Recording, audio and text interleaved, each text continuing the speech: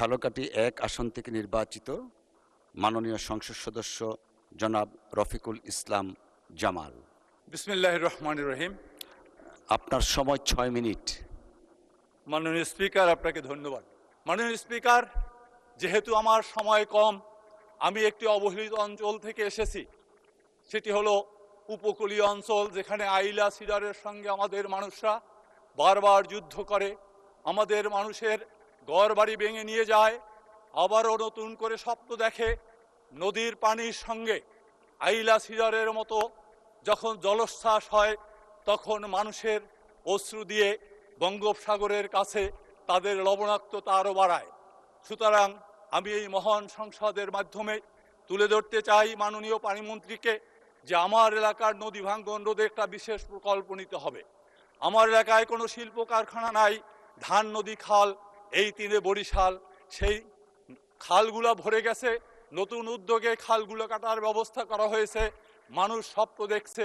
কিন্তু বিষখালী নদীর পাড়ে যদি একটি দ্রুত কৃষি রক্ষার জন্য কৃষি রক্ষার বাঁধ তৈরি করা না হয়, তাহলে আবারও মানুষের কান্নায় বারবার বাতাস ভারী হবে।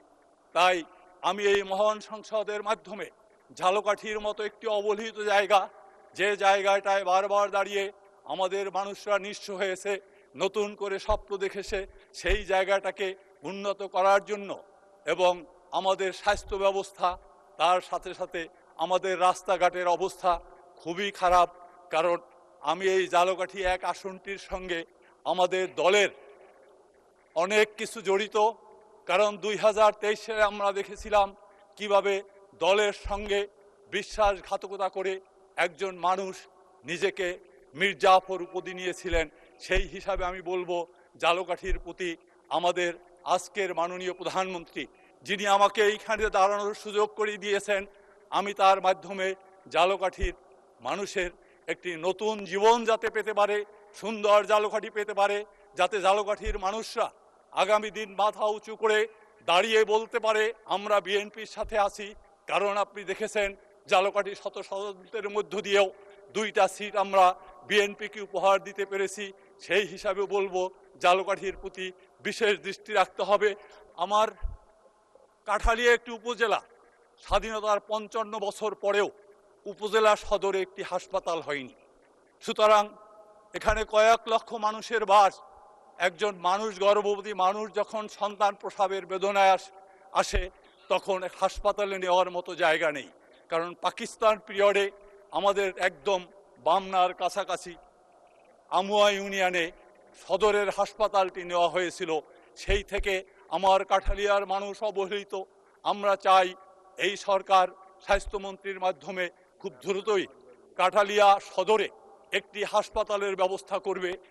অন্যদিকে রাজাপুর 50 সদস্য বিশিষ্ট একটি হাসপাতাল রয়েছে, যেটা অত্যন্ত জরাজীর্ণ, মোমবাতির মতো নিবু নিবু করে চলছে, যেখানে বেশিরভাগ স্টাফ নাই, অল্প কয়েকজন লোকে তার সেবা দিয়ে যাচ্ছে।